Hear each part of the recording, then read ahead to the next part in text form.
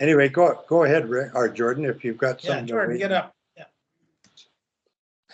Well, actually, it's interesting, Wally, this topic, because so many think that just rolling the bench is the easiest thing, or they think that it takes no bench management to do that.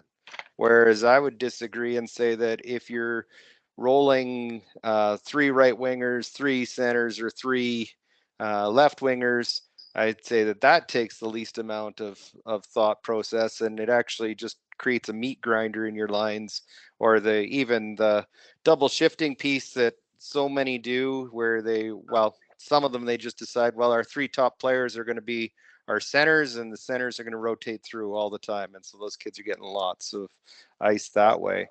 But when first getting the position with U18 AA and finding out that we were going to have an 11-player rotation, I reached out to Kerry to figure out, because you, Wally, had said that Kerry had used an 11-player rotation and wanted to figure it out.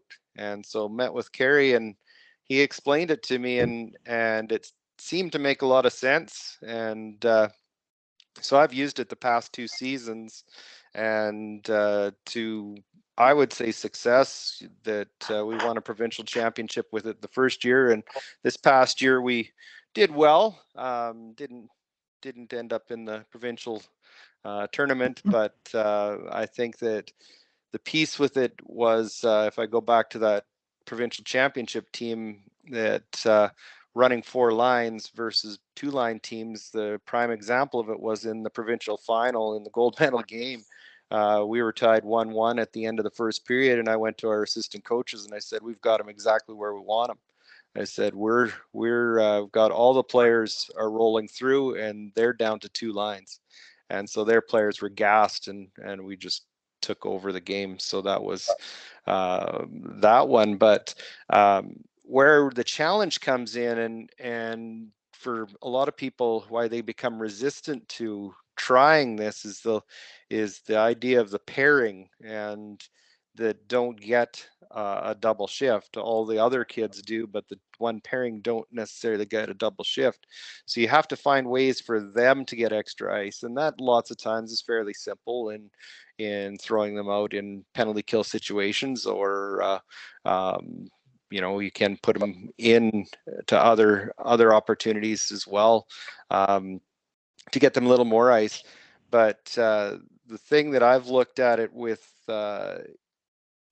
is the idea of not necessarily setting in on who is the pairing for long periods of time in the early part of the season as well. And so that's been really important too, that everybody gets a chance to be in that pairing, so that no one can be seen as it being a punishment rather than a reward. So but it's been a great learning opportunity, and I think that it's one that I actually like the 11 forwards now better than when we had 12 forwards, because you're actually getting more ice for players. And the thing with it is that anyone can do the math, that there's 60 minutes in a game out here, 45 in Ontario for female hockey at the highest level. But if you start giving one forward, like a coach was sharing with me last night, that, she averaged about 23 minutes. Well, if she's averaging 23 minutes, you know that there's somebody that's averaging 7, 8, 9, somewhere in there on your team. And that's, when you're doing that, you're not developing all players. And I think that it's really important that we recognize that unless we're at the top level where Sammy is, that you are looking at developing everybody. I know that development's still important at the pro level, but not necessarily the same as it has to be at ours. So I think that just a little anecdote that went on was, after talking with Kerry, I was at our fire starter tournament and ran into Carla McLeod and asked her what she had done with her 11-player rotation, and she started to explain this rotation. I said, well, that's exactly what I'm going to try. And she said, well, I got it from my assistant one of my assistants, Kelly Marook, and when I explained that to Wally said, well, Kelly played for Carey, so it's quite obvious where Kelly got it from. So she used it to win a Canadian Sports School league title, and so it's one of those things that you always have to be looking for a different way to do things, and don't be afraid to ask people who have done good things in the past.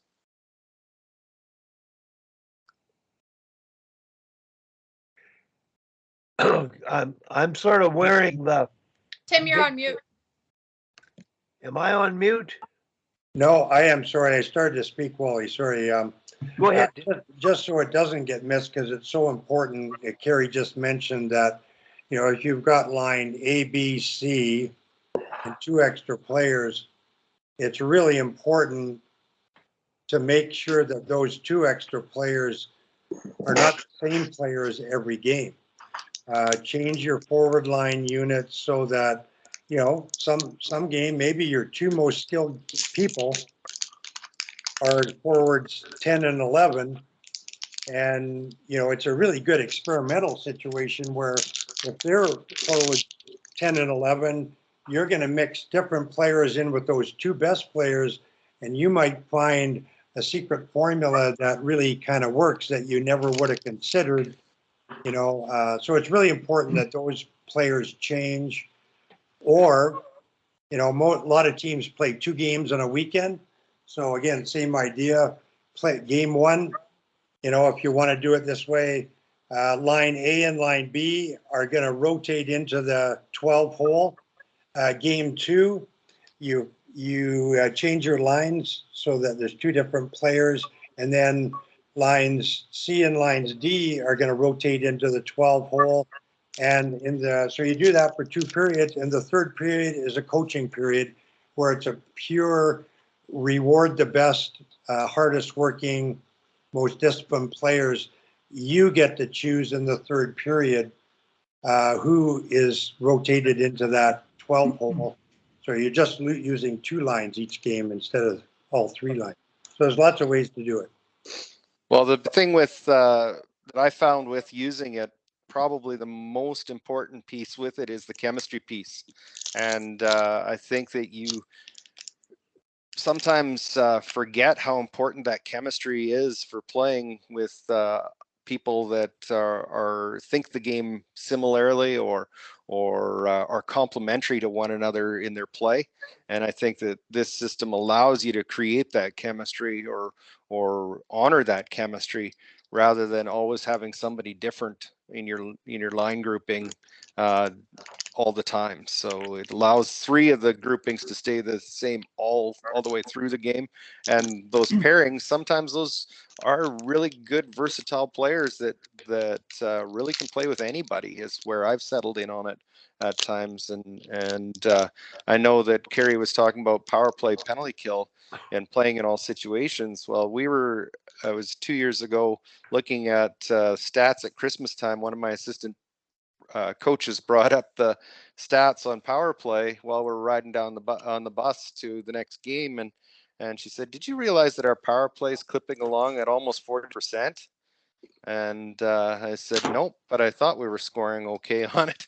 And she said, "Yeah," she said, "we're almost 40%." And I said, "Well, that's because our system is so structured." And she goes, "What you mean? Support the puck, get the puck to the net, and get any people and players to the net?" And she said, "I said, yeah." And I said, "Well, it's our units." And she goes, "Yeah, next line up gets to play power play." I said, "Exactly." I said, "Everybody's getting the opportunity, and they're playing with the idea of structure, not a system. That they're understanding how they have to support the puck, when to get the puck to the net, and when to get to the net with the puck." So it was all those things. When you can honor development through coaching everybody and making sure that everybody develops and plays, I think that that's a win, whether you end up with a gold medal at the end of it or not. I of course lean back to my education career, and I know what I would say to a teacher if they were only calling on the students that that are excelling in the class versus the ones that maybe are working their way through things harder.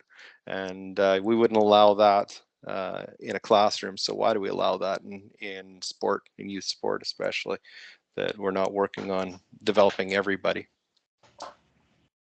I just wanted to interject again that even when we're talking about power play situation, like there's lots of easy ways and simple ways to, again, reward performance, execution, effort. And, you know, you can go into a game saying, oh, you know what? Go into every game saying, first 2 periods, next line up on the power play. When it gets to the 3rd period, who's doing the best job in the power play? Who are creating the opportunities? Those 2 lines are going to be our power play unit in the 3rd period, you know, of each game. So there's lots of ways to encourage, you know, growth and development in all areas, including, you know, the concept of earning your ice time and earning your extra ice time, I guess.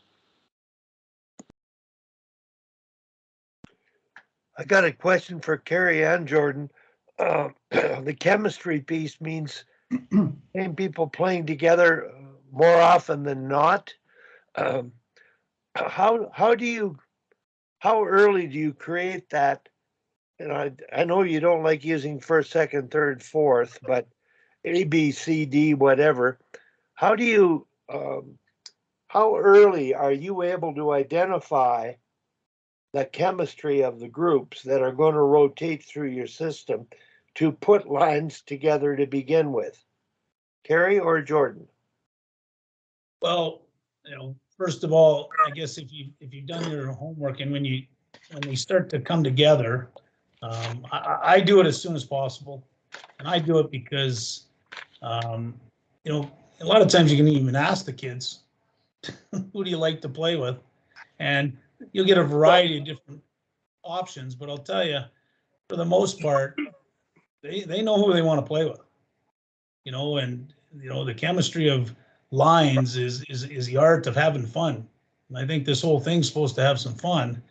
And at the end of the day, the sooner you can get it down, doesn't mean they stay that way all the way through the season, because there's different times, different things happen. But to me, the art of putting chemistry lines together, or creating a structured so that everyone can create chemistry with the team, the better. Sooner the better. The one point I was going to make about the power play, just before I forget, I was over in Russia watching Siska play, a kid that I had coached named Matt Robinson. And one of the most interesting things I watched is that they had 3 different power play units doing 3 different things.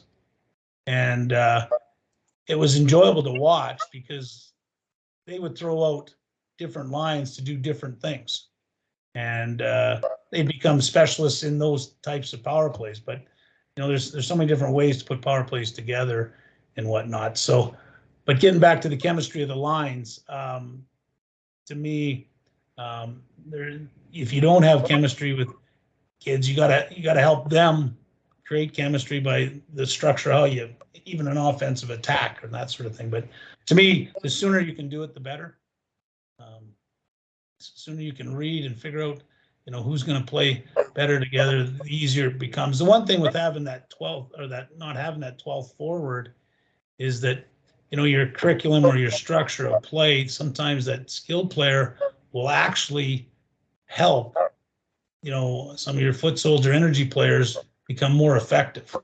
That's another big part of, I like odd numbers on teams now, but just depends on what the organizations tell you got to have too. So, but to me, the sooner the better.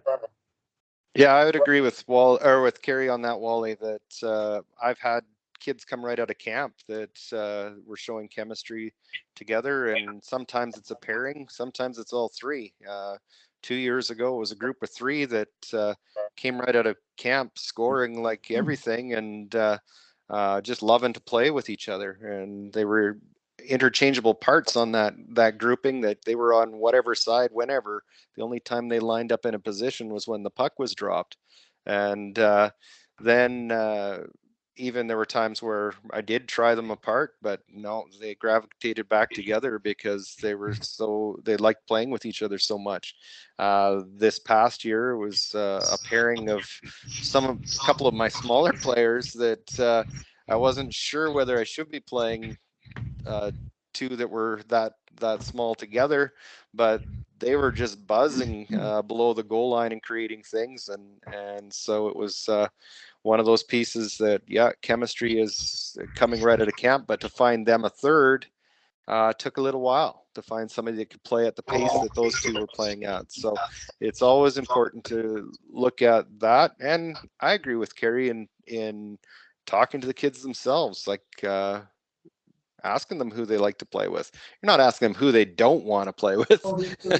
That opens a different can of worms, but it's who do you like to play with, or who, and you can see it just even in practices, who they're gravitating towards and things like that too, and work with what we have, not against it.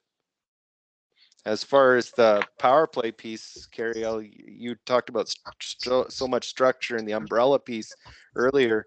We were playing against a AAA team, of course, a level above us in a tournament out in BC, and we were on the power play, and we were getting lots of pucks to the net, lots of retrievals, and doing everything but score, as they had probably the best goaltender in the entire province that year. And when I was talking with the coach after, he said our players came off and were asking us, what's their set, coach? We can't figure out what their setup is. And and he was laughing because he knew that I was using a lot more just philosophy and structure than system. And he said, if you can't figure it out, how do you need to defend that? And so he actually said I was able to use that as a teaching point.